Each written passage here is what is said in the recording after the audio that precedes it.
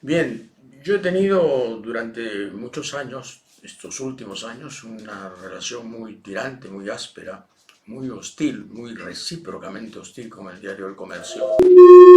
Perdón, hay un problema con el audio, parece. En fin, se va a arreglar. Con el diario El Comercio y me sorprendió gratamente eh, la generosísima crítica que ha hecho José Carlos Irigoyen de mi libro que acaba de salir por Random House, Confesiones de un Inquisidor, que es digamos, casi 3 años de entrevistas que me hizo Rebeca Diz, y que, en fin, parece que ha tenido mucha aceptación, según me dicen los editores.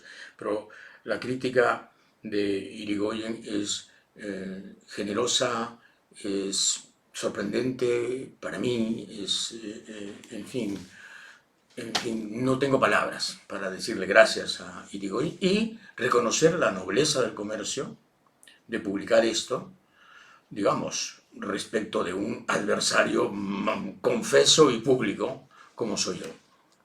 Así que la nobleza hay que reconocerla.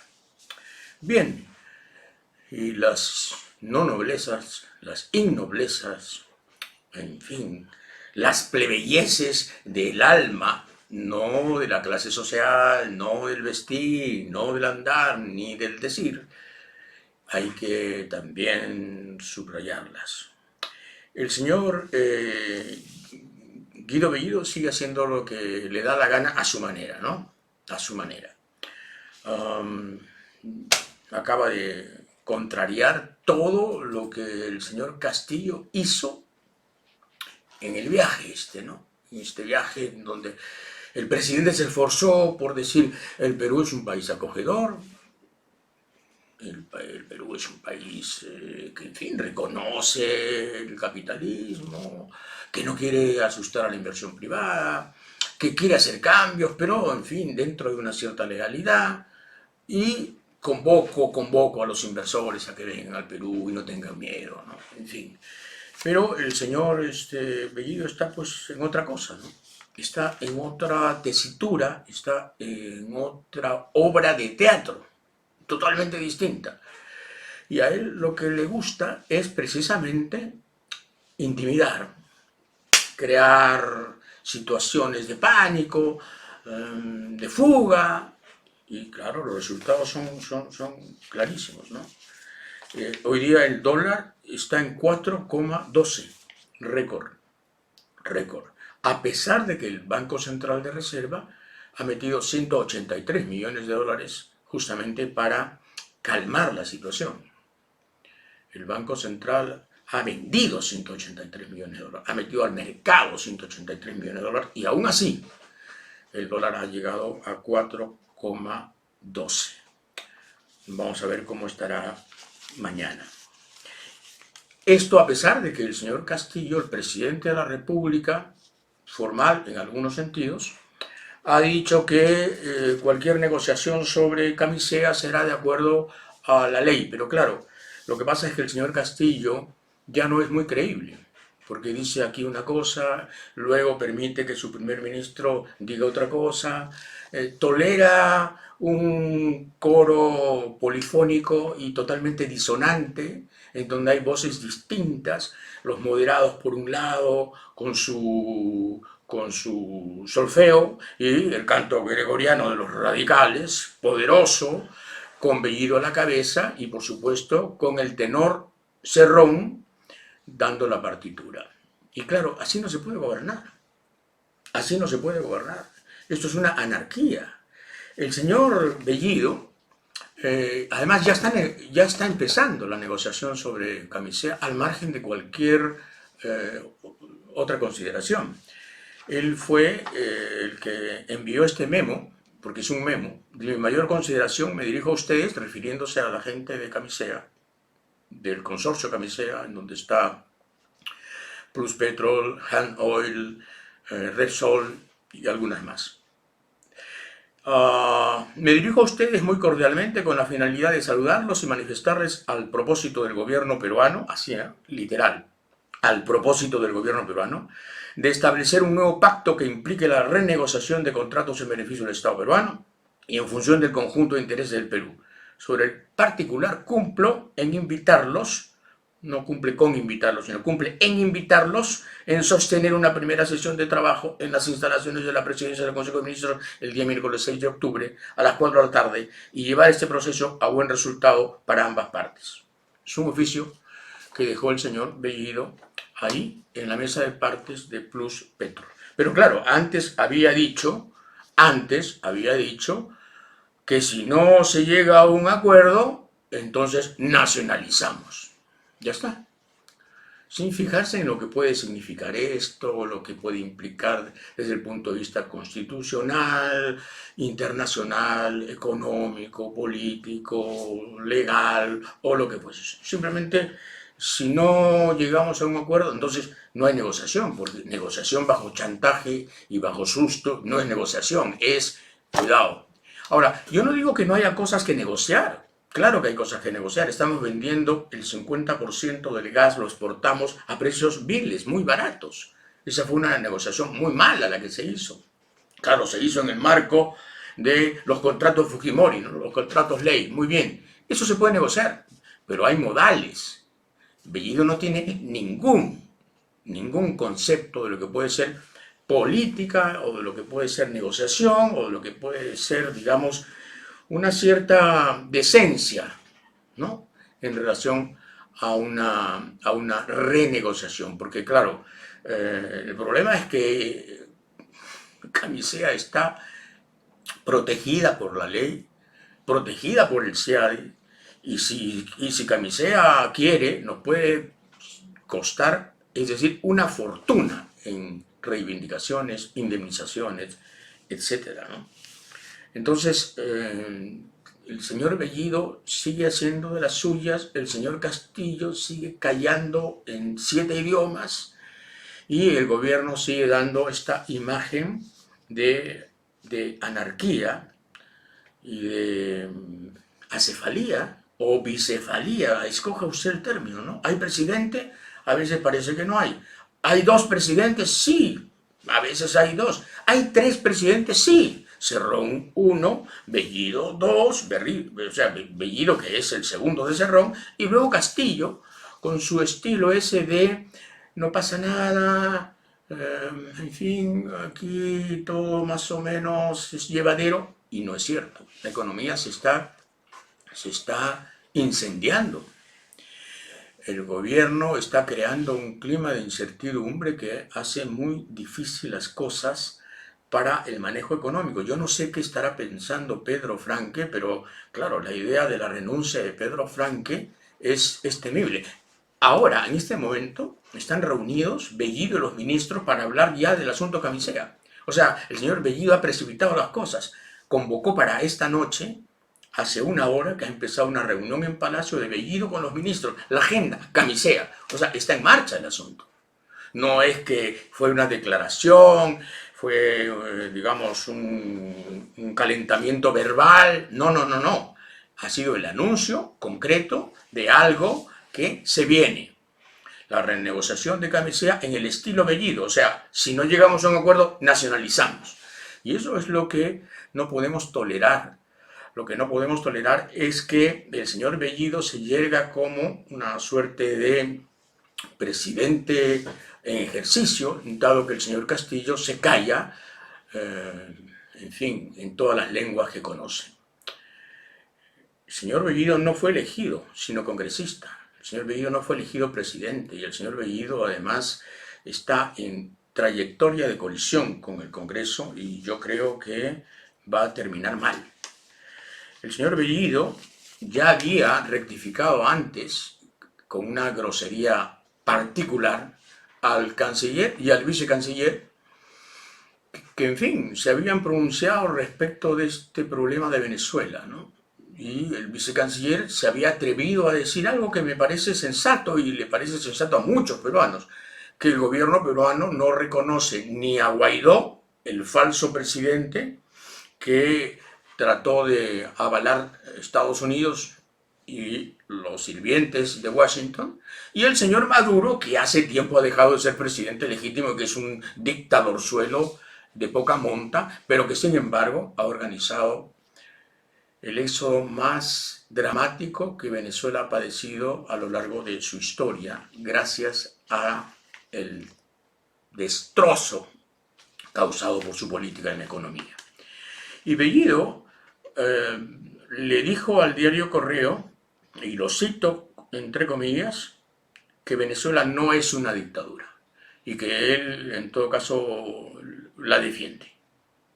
Bueno, el señor Bellido puede pensar que Venezuela no es una dictadura y el señor Bellido puede defender a Venezuela y a quien le dé la gana, pero no lo puede decir como primer ministro de un gobierno que trata de justamente demostrar equidistancia y cierto centrismo que pueda convocar en fin, la inversión. De eso se trata al final, ¿no?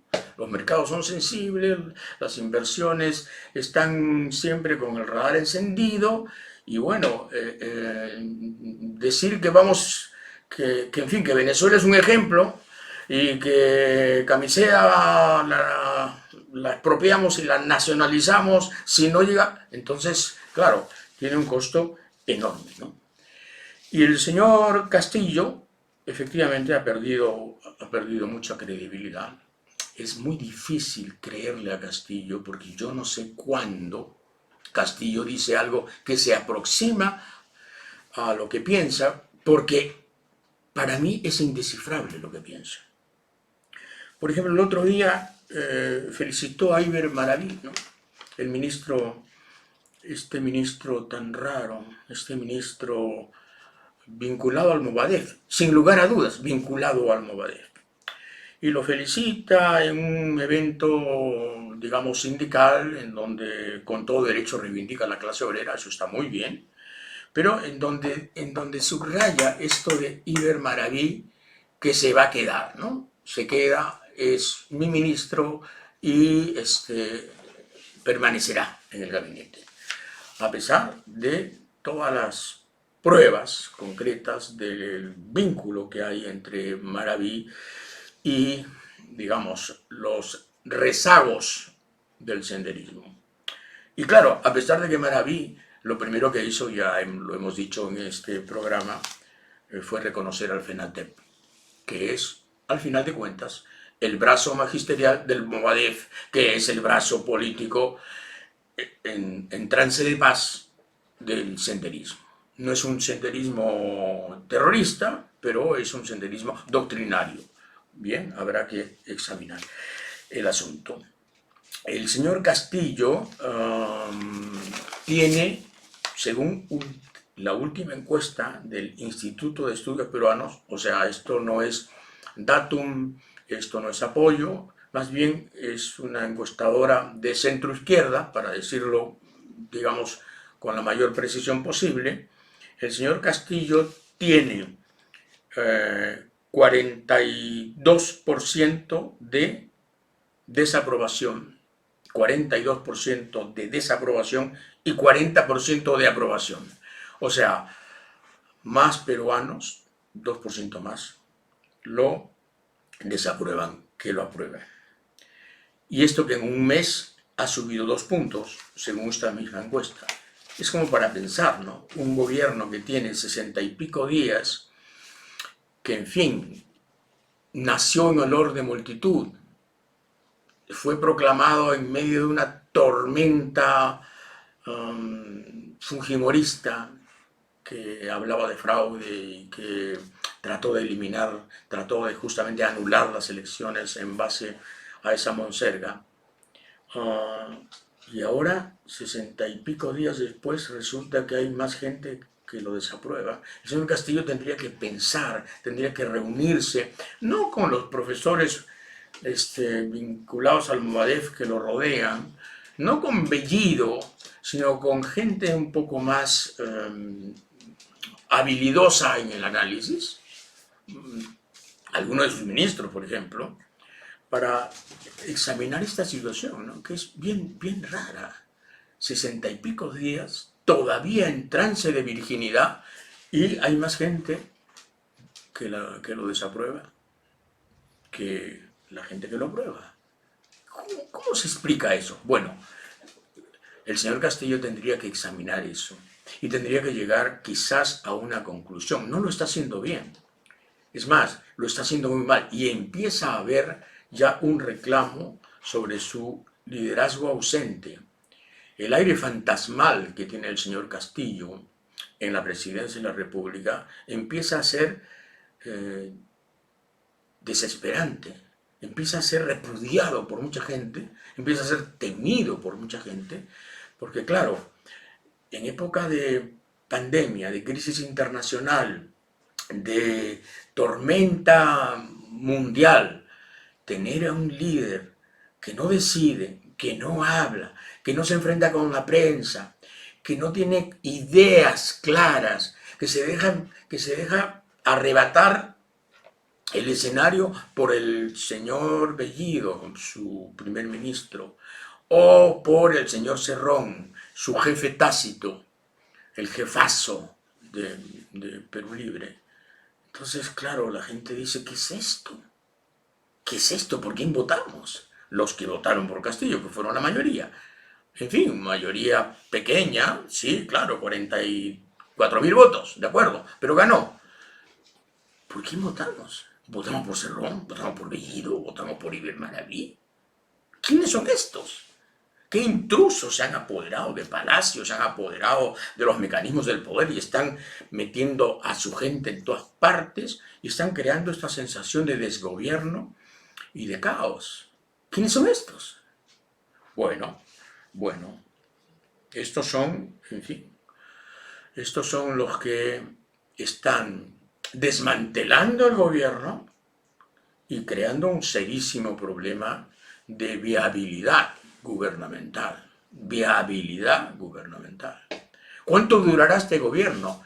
Es una pregunta que no podríamos hacernos desde la normalidad y desde la democracia, ¿verdad? Es una pregunta infame la que estoy haciendo. ¿Cuánto durará este gobierno? ¡Qué infamia! Este gobierno tendría que durar 5 años. Eso es lo que corresponde. Eso es lo que la Constitución manda y demanda. Y sin embargo, la pregunta es válida. ¿Cuánto durará este gobierno?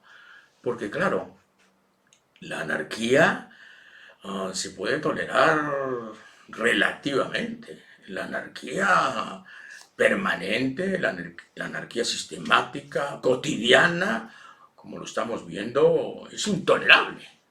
Nada más. Así de sencillo. Se desploma sola. Se cae sola. En fin. A mí el señor Evo Morales me simpatiza personalmente, ¿no?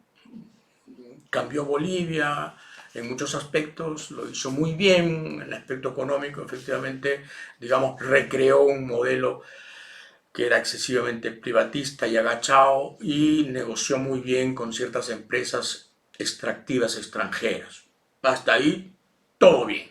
Claro que lo hizo muy mal al final, cuando quiso reelegirse ilegalmente y cambió la constitución y engañó a todo el mundo y pretendió ser el Chávez del altiplano. Bueno, pues ya está, lo sacaron.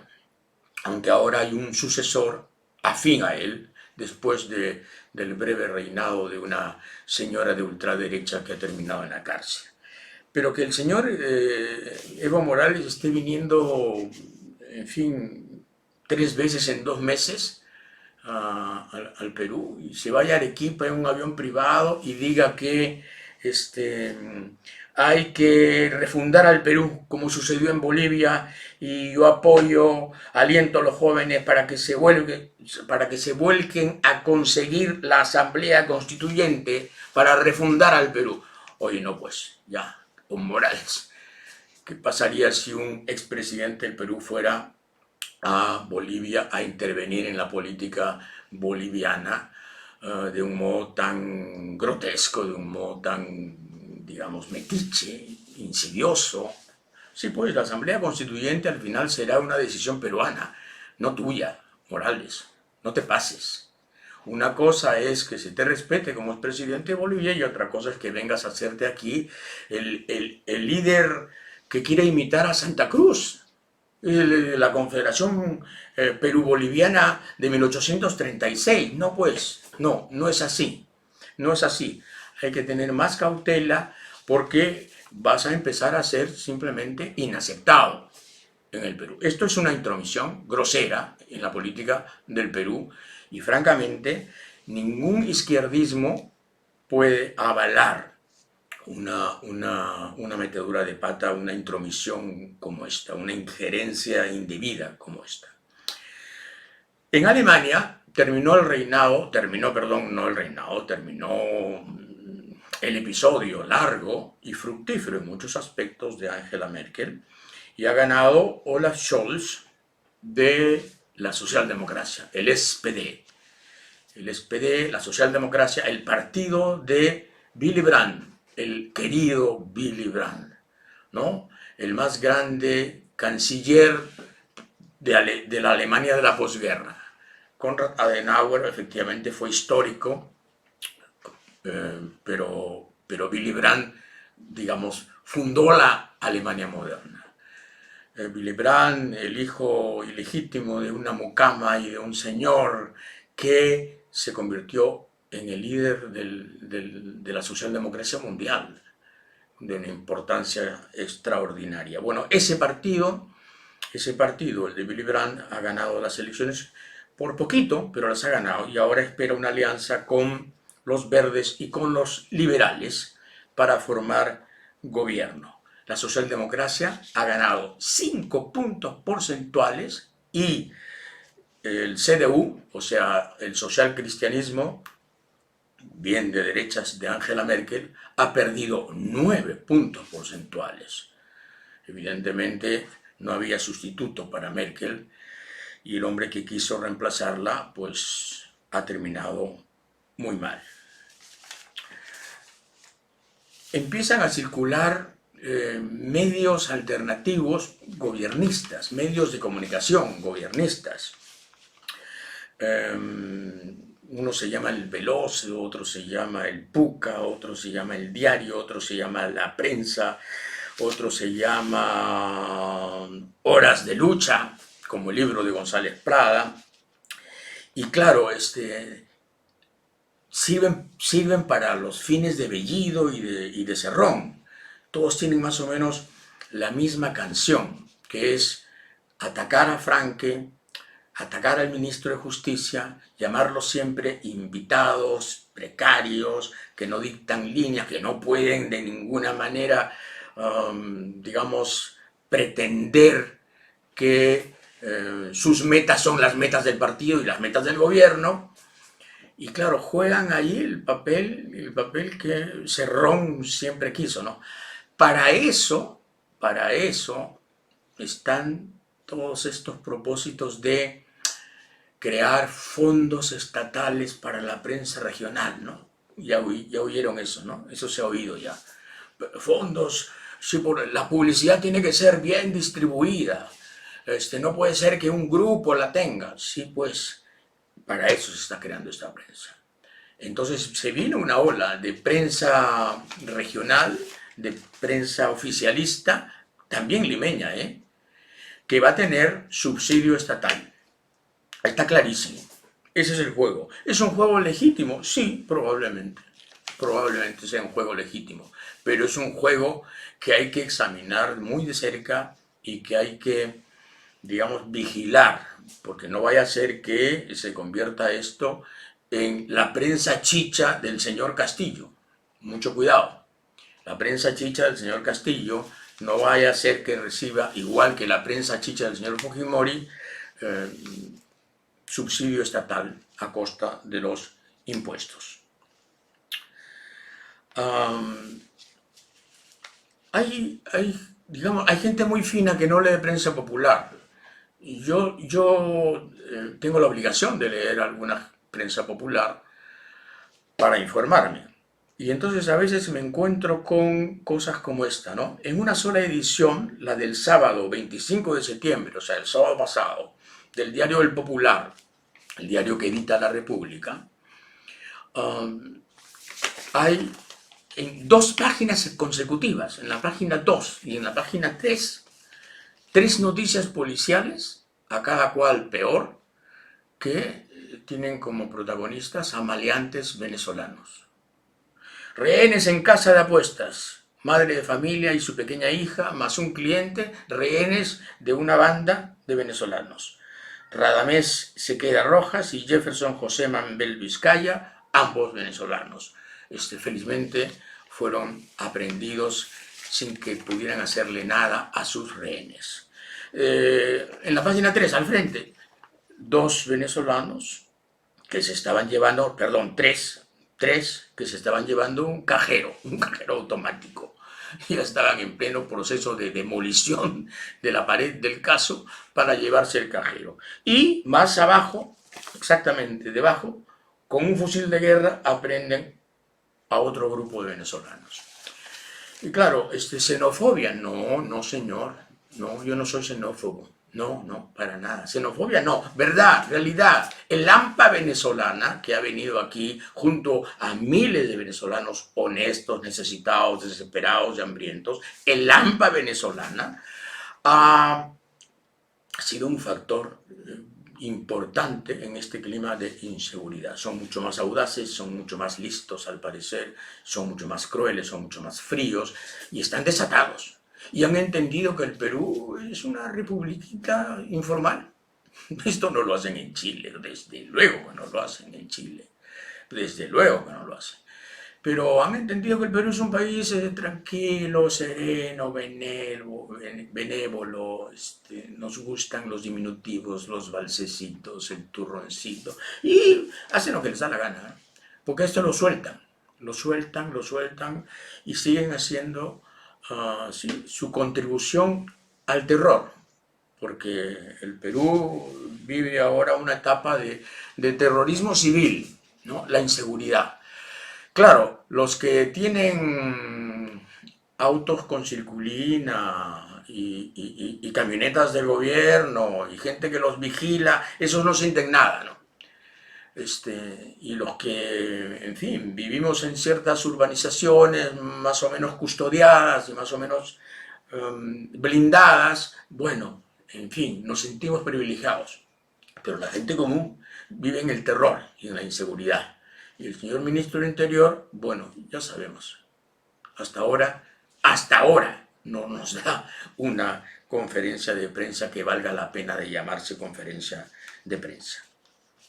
El señor Franke, nuestro ex columnista en Hildebrand en sus 13, ha dicho que Tía María no es viable. Bueno, Tía María efectivamente tiene enormes dificultades, tiene tantas dificultades que no ha podido salir adelante. Pero decir que no es viable es renunciar a toda negociación, ¿no? Es renunciar a todo, es simplemente abstenerse de gobernar. Intentarlo y fallar y volver a fracasar, bueno, muy bien, bienvenido. Pero decir no es viable, cuando el Banco Mundial ha dicho que el Perú requiere un nuevo pacto social para la minería, el Banco Mundial, digamos, nos induce justamente a crear un contrato distinto con las comunidades y la minería. Eso implicaría un poco más de vitalidad propositiva por parte del gobierno, ¿no? No es viable, ya está, pues entonces se acabó, listo. Pero es una conducta resignada que no es la de un ministro, ¿no? En fin, podría decir perfectamente, por ahora no es viable, intentaremos que lo sea, si no lo logramos, lo admitiremos. Ya está, qué bien, hombre, qué bien, ¿no?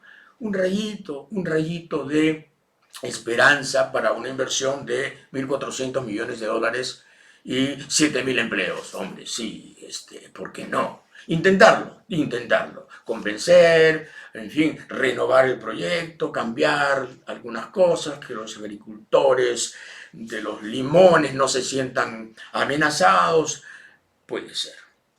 Pero esta cosa de no es viable, bueno, muy bien, vamos a ver. Una buena noticia es que la segunda reforma agraria empieza el 3 de octubre. Claro, la fecha es sintomática, ¿no? El 3 de octubre fue el golpe de Estado de Juan Velasco Alvarado, 1968, y el comienzo del gobierno revolucionario de la Fuerza Armada. El 3 de octubre, entonces, empieza la segunda reforma agraria, que buscará fomentar la movilización y capacitación de los productores agrarios en todos sus niveles, así como la tecnificación e industrialización del sistema nacional, con especial énfasis en la agricultura familiar. Y también se trata de formalizar a pequeños y medianos agricultores para ver si los metemos en la agroexportación. Nos parece muy bien, nos parece magnífico. Eso es de lo mejor que se ha oído en los últimos tiempos. Ojalá las noticias fueran como esta, ¿no? La segunda reforma agraria. Rosa María Palacios ha escrito un artículo interrogativo. ¿Quién eres, Pedro Castillo? Qué pregunta tan tremenda, ¿no? Y dice, ¿quién es Pedro Castillo? Si no es comunista, ¿en qué cree el viejo militante de Perú Posible? ¿Es socialdemócrata? ¿Es social cristiano? ¿Un pragmático populista? ¿Más oportunista que cualquier otra cosa? No importa, señora Palacios, usted puede seguir preguntándose, abundando en las preguntas, fatigándose en las preguntas, quedándose exhausta, como yo, y no va a encontrar respuesta. Ni él sabe muy bien qué es. El otro día alguien dijo que era como Selig. No recuerdo quién, pero lo dijo alguien en una columna.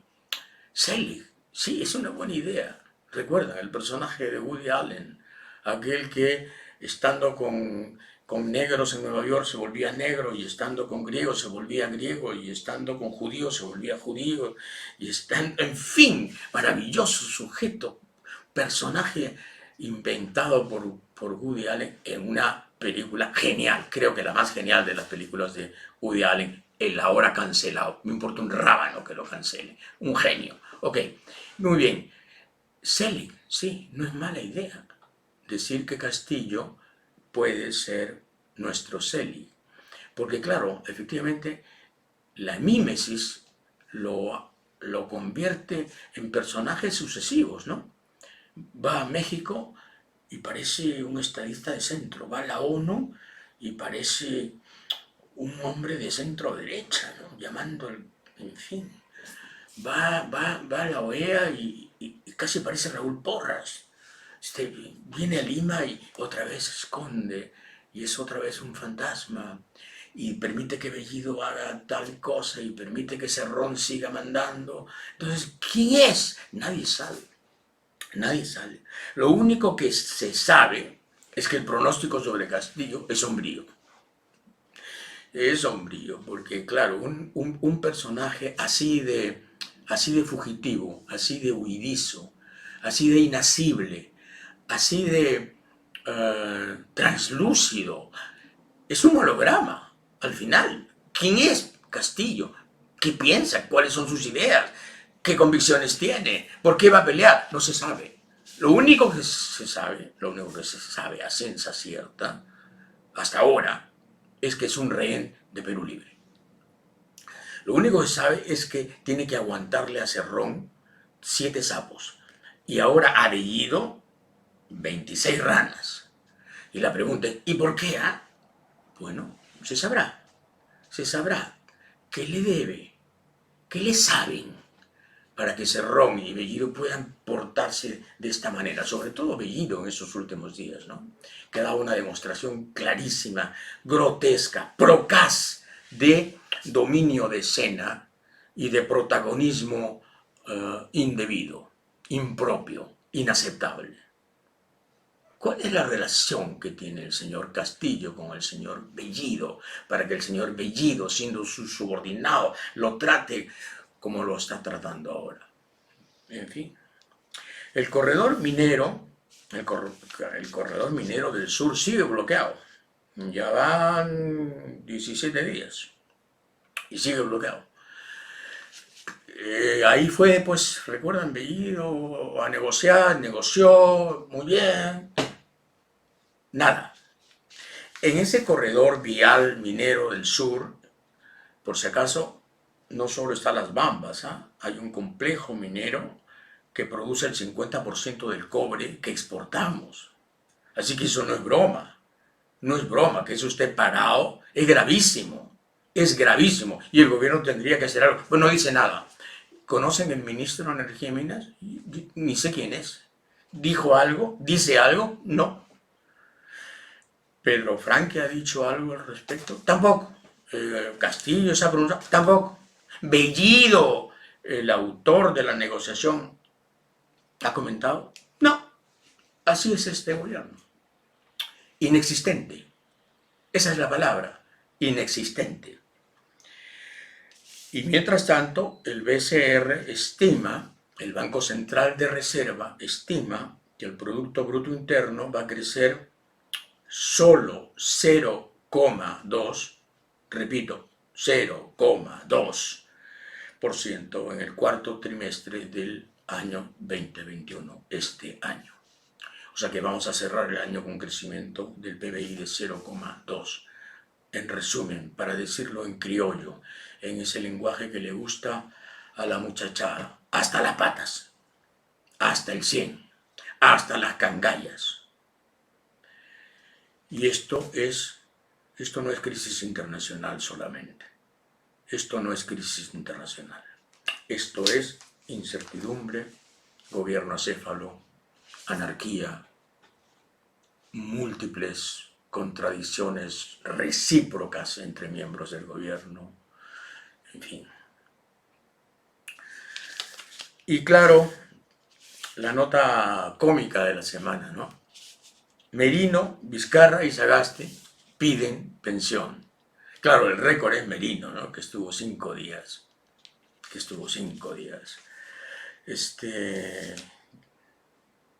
decir, no? Quieren pensión de presidentes. O sea, 15.660 soles. Vitalicios, hasta que se mueran. Merino, Sagasti y Vizcarra.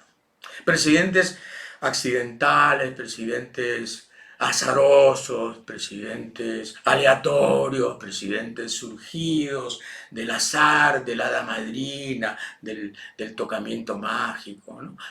Pensión vitalicia, maravilloso. Pero Merino es el récord, ¿no? Se pasó. Que le den una pensión del Parque de las Leyendas, ¿no? No sé, se lo merece. Yo creo que una pensión del Parque de las Leyendas, creo que sería en fin, un beneficio acorde, para decirlo en términos burocráticos. Se ha hablado mucho a raíz de la muerte del señor Guzmán, el líder terrorista Abimael Guzmán, a raíz de la muerte y de su cremación y de estas cenizas que han volado a ninguna parte, quizá vinieron también de ninguna parte, pero en fin, se habla mucho del papá doctrinario, ¿no? Del papá ideológico, del papá creacional del señor Guzmán, que es Mao Zedong, ¿no? Siempre dijo el maoísmo, en fin, la cuarta espada. Se sentía, había estado en China 2 veces, se sentía chino total. Y claro, yo he estado revisando cosas de Mao. Este librito que ustedes ven es el librito rojo. El librito rojo es el libro que los estudiantes, desde 1966 hasta 1969, que duró la Revolución Cultural, esgrimían en las calles de China el pensamiento de Mao Zedong. Este es un libro de citas de Mao Zedong. Es el mismo libro en versión castellana, editado en China. El librito rojo de Mao Zedong. Y aquí está claro, aquí están las frases históricas de Mao Zedong. Y les leo una frase para que entiendan qué pensaba Mao Zedong en relación a la muerte y en relación al sacrificio y en relación al infierno, quiero decir. Miren ustedes lo que decía. La bomba atómica es un tigre de papel que los reaccionarios norteamericanos utilizan para asustar a la gente. Parece terrible, pero de hecho no lo es. Por supuesto, la bomba atómica es un arma de matanza en vasta escala, pero el resultado de una guerra lo decide el pueblo, y no uno o dos nuevos tipos de arma. Mao Zedong, conversación con la corresponsal norteamericana Anne-Louise Strong, agosto de 1946. Pero en el año 54 le dijo al primer ministro de la India, al señor Nehru, le dijo: yo no le temo a la guerra atómica. Somos 600 millones de habitantes, en ese momento eran 600 millones, 1954. Podemos perder 300, pero nos quedan 300. Ese concepto tenía Mao. No me extraña, pues, que Guzmán admirara a Mao Zedong. O sea, Mao Zedong imaginaba que podía perder la mitad de la población y China podría sobrevivir al evento. Pero ¿se imaginan qué locura monstruosa habitaba en la mente de este ser excepcional? Porque excepcional fue. Hizo una guerra imposible. Nadie daba medio por él en los años 30, cuando estaba perdiendo.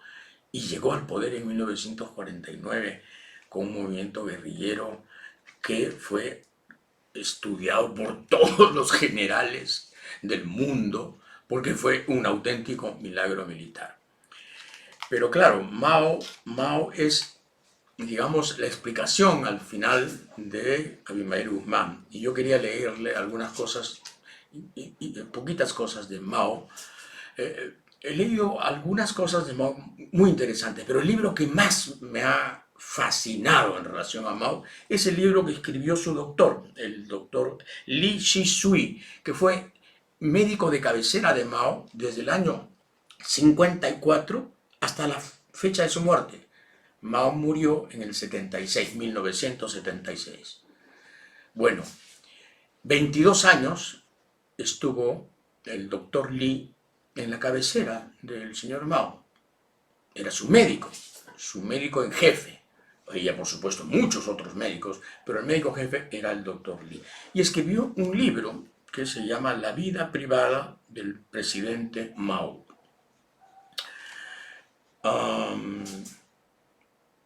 Aquí hay una cosa increíble, ¿no? A Mao Zedong le cortaba la barba un señor que se llamaba Wang Hui. Le llamaban Wang el Barbudo, pero se llamaba Wang Hui. Desde el año desde la campaña de la guerrilla, lo afeitaba. En el año 1942, el Partido Comunista, que no había llegado al poder, decidió hacer una racia, una purga de posibles traidores y de desleales. Y entonces, Wang, el barbero de Mao, confesó, entre comillas, que era un espía y que quería asesinar a Mao. Les cuento esto porque el anecdotario explica al personaje, al final de cuentas, mucho más que las ideas. Tuve mis dudas cuando me enteré de la confesión de Wang, me dijo Mao después. Mao se lo cuenta al doctor Li en una de las tantas conversaciones, porque el doctor Li no solo era su médico, era su confidente. Muchas noches, muchísimas noches, lo llamaba para conversar con él. Wang llevaba muchos años afeitándome, dice Mao, y cortándome el pelo, y nunca pasó de hacerme algún corte en la cara. Si hubiese querido matarme, podría haberlo hecho mucho antes. Le dije a Wang que quería hablar con él. Al verme, empezó a llorar. Se arrodilló y confesó que había tratado de asesinarme. ¿Y por qué no me has matado antes?, le pregunté. Wang contestó que esperaba la llegada del Kuomintang, o sea, el ejército de Chiang Kai-shek, el ejército adversario, el ejército enemigo, ¿no? Y que entonces pensaba matarme. Y Mao le contesta: pero si viene el Kuomintang, no hará falta que me mates, ya lo harán ellos. Le pedí que me dijese la verdad y me contó que sus interrogadores le habían mantenido despierto durante varios días sin dejarle dormir para conseguir así su confesión. Cuando por fin confesó, lo dejaron dormir. Por eso detuve la campaña, dice Mao. La gente debía decir la verdad y no había que obligarla a mentir. Qué espanto, ¿no? Qué espanto. Después, cuenta el doctor Li, ¿no? Que Mao era un tipo muy frío, muy duro, carente de emociones, carente de pasiones, sí las tenía, pero carente de sensibilidad. Era un tipo gélido, era glacial.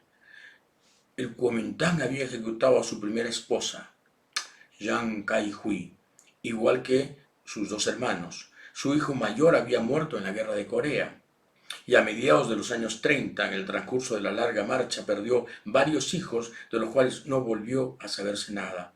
Nunca le vi expresar la menor emoción ante aquellas pérdidas. El hecho de que él siguiera con vida cuando tantos otros habían muerto servía para convencerle aún más de que iba a vivir muchos años. En cuanto a los que habían muerto, Mao se limitaba a decir que había que sacrificar vidas por el bien de la revolución. Un poco que la cuota, ¿no? La tesis de la cuota del señor Guzmán, ¿no? La cuota de sacrificio y de sangre con la que vamos a depurar el país y crear la nueva democracia. Las admiraciones de Mao en relación a la historia de China son impresionantes. Uno de los emperadores a los que Mao admiraba más era el tirano Zhou de la dinastía Shang, que había reinado en el siglo XI antes de Jesucristo. El pueblo chino siempre había sentido repulsión hacia el emperador Zhou por su crueldad. La vida de sus súbditos no tenía ningún valor para él y acostumbraba a exhibir los cuerpos mutilados de sus víctimas para prevenir cualquier posible acción de los rebeldes. Pero según Mao, los excesos de Zhou eran insignificantes comparados con sus logros. Decía que el emperador Zhou había aumentado considerablemente el territorio de China, poniendo bajo su dominio la zona costera del sudeste del país y uniendo a muchas tribus diferentes bajo una misma ley. Y va contando el doctor Li que Mao, que era un lector voraz, insomne, insaciable, y que sabía muchísimo de la historia china, elegía a los personajes más crueles como, en fin, paradigmas, como ídolos. La emperatriz Wu Zetian, del año 627 al 705 después de Cristo, una de las pocas mujeres que llegó a tener el poder absoluto en China, era otro de sus personajes predilectos. Cuando Mao me preguntó qué opinaba de ella, le contesté con toda franqueza: demasiado recelosa, mató a demasiada gente. Y Mao le contesta: bueno, Wu Zetian quería reformar la sociedad, defendió los intereses de los pequeños y medianos terratenientes a expensas de la nobleza y de las grandes familias. Si no hubiese sido tan recelosa y no se hubiese ayudado de los informadores, ¿cómo crees que habría descubierto las conspiraciones que tramaban los nobles y las grandes familias para derrocarla?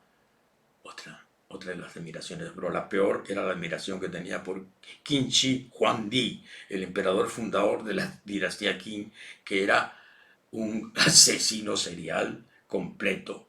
Mató a todos los sabios confucianistas y quemó todos sus libros. Mao lo admiraba porque era duro, porque cumplió su tarea y porque engrandeció China.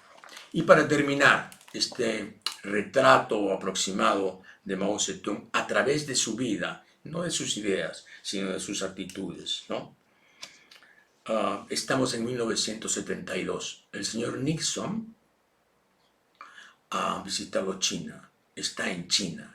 Kissinger ha logrado que Mao Zedong y Richard Nixon se vean en Pekín. Y cuenta el doctor Li, Mao se quedó encantado con la visita de Nixon. En cuanto el presidente norteamericano se hubo marchado, Mao se quitó la ropa que se había puesto para la ocasión, y volvió a ponerse su bata de siempre. Yo acudí enseguida para tomarle el pulso, que era perfectamente normal. Mao me preguntó si había escuchado la conversación. Le contesté que había permanecido junto a la puerta y que la había escuchado todo. Y Mao dice, refiriéndose a Nixon, habla con claridad y no se anda por las ramas, como hacen los izquierdistas, que cuando dicen una cosa, en realidad piensan otra. Nixon había dicho a Mao que Estados Unidos quería mejorar las relaciones con China en beneficio de Norteamérica. Ha dicho justo lo que quería decir, dijo Mao. Es mucho mejor que todos esos que predican grandes principios morales mientras preparan las intrigas más siniestras. ¿Es que a China no le beneficia mejorar las relaciones con Estados Unidos? Aquella idea le hizo gracia y se echó a reír. El mutuo interés al que habían llegado ambos países no se debía a otra cosa que a la amenaza del oso polar que había al norte de China. El oso polar que había al norte de Chile era Rusia. Mao siempre odió a Rusia, siempre temió a Rusia, siempre tuvo recelos de los apetitos imperiales de Rusia y admiraba a Occidente en secreto, pero después ya no tan secreto después de la visita de Nixon. Es increíble que Guzmán, 8 años después de esa visita de Nixon a Mao y de ese encuentro amistoso que cambió las relaciones entre ambos países y cambió la geopolítica del mundo, dijera, bueno, soy la cuarta espada, viva el marxismo-leninismo. Tragicomedia espantosa, horror de horrores. Hasta el lunes.